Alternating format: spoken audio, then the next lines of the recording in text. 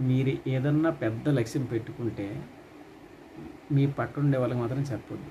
ఎందుకంటే నవ్వుతారు. ఎలా అంటే మీరు కూలి పని చేసుకునే వాళ్ళు అనుకోండి, ఒరేయ్ నాకు కోటీశ్వరుడు అవ్వాలనుకున్నానంటే వాళ్ళు చూసి మీకు నవ్వుతారు. మీరు ఎవరికి మీ లక్ష్యం చెప్పొద్దు. మీరు పెద్ద లక్ష్యాన్ని పెట్టుకోండి. దానికి అనుగుణంగా మీ ప్రణాళిక రచించుకుంటూ, ప్రయత్నించుకుంటూ, నమ్మకంతో ముందుకు సాగండి. అబ్దుల్ కలాం గారు ఏమన్నారు? లో ఎయిమ్ ఈజ్ క్రైమ్. అసలు చిన్న లక్ష్యాలే వేస్ట్.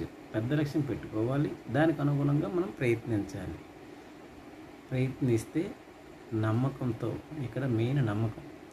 మన నమ్మకంతో ప్రయత్నిస్తే మనకే ఆ దేవుడు సహాయం చేస్తాడు. ఇది జరుగుతుంది అని నమ్మకంతో నమ్మినప్పుడు దేవుడు నీకు ఏ ఇవ్వడానికైనా సిద్ధంగా ఉన్నాడు. ఏమైనా నీకు ఇస్తాడు. నీ నమ్మకమే. నమ్మకం లేకుండా నువ్వు ఎంత ప్రయత్నించినా అసలు తనకే నమ్మకం లేదు కదా, అసలు జరుగుతుందని మనం ఎందుకు ఇవ్వాలనుకుంటాడు. నువ్వు నమ్మకంతో నీ పెద్ద పెద్ద లక్ష్యాలని చేరుకోవడానికి ప్రయత్నించుకుంటూ పోతే దేవుడు నీకు ఇస్తాడు. ప్రయత్నించు, చూడు. Best of luck.